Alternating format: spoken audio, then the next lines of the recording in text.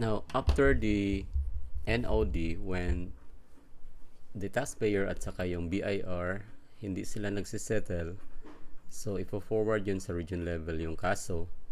Tapos yung regional office will send a PAN para sa taxpayer. So, ganito yung ng PAN content, or should be the details of that. Una is the basis issued where there is sufficient basis to assess the taxpayer for the deficiency. Kumbaga, ang content ng PAN kailangan mayroon niyang law, facts. So, ito yon.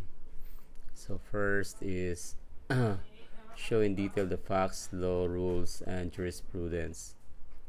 Then, upon which the proposed assessment is based. Kasi failure to do so, ang mangyari, magiging void yung assessment. Kaya kailangan yan na ipakita.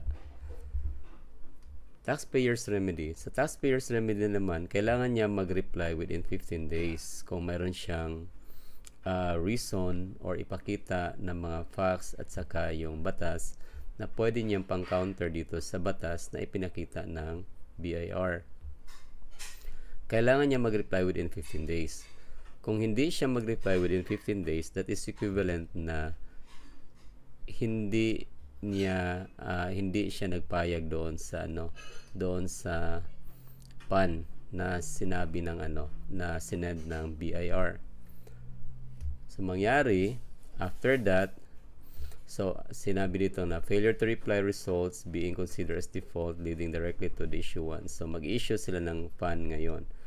Kung ikaw din ang magre-reply, kailangan siguraduhin ng PAN na yung content ng PAN is directly answering kung ano yung nilalagay mo doon sa PAN. Okay. Now, hindi lahat ng pagkakataon na lahat ay ma-issuehan ng PAN. Kasi mayroon yung mga exceptions na hindi kailangan ng PAN. Example, so I think nasabi ko na ito doon sa una kong diniscuss na una-una, mathematical error. Ikalawa, kung ito ay tungkol sa withholding tax. So discrepancy kung anong dapat na yung na-withhold mo at saka anong dapat na i-withhold mo. Ito namang or i-remit mo sa withholding. Ikatlo is yung excise tax.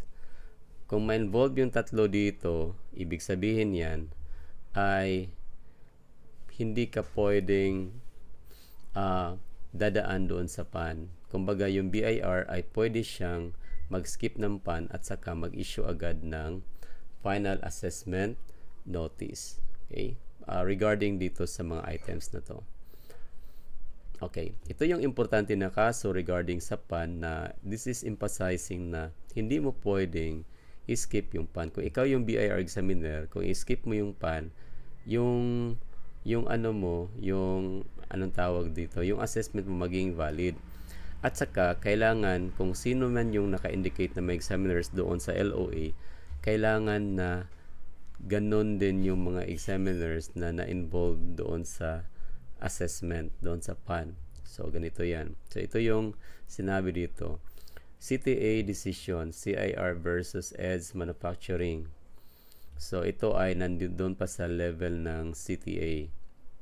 Nangyari, yung CTA nullified the final decision on disputed assessment issued against the taxpayer at saka cancel the tax assessment worth ang laki nito, 223 million of the taxpayer because the names daw na nakalagay sa revenue officers who actually examine are not recommended the PAN and recommended the PAN, hindi daw sila yung nandoon sa LOA.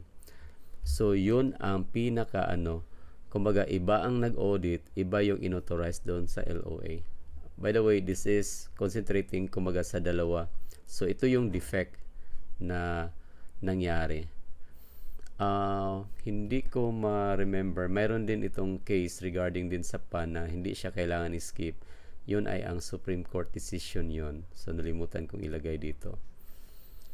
Okay? Hanggang dito lang muna tayo sa PAN.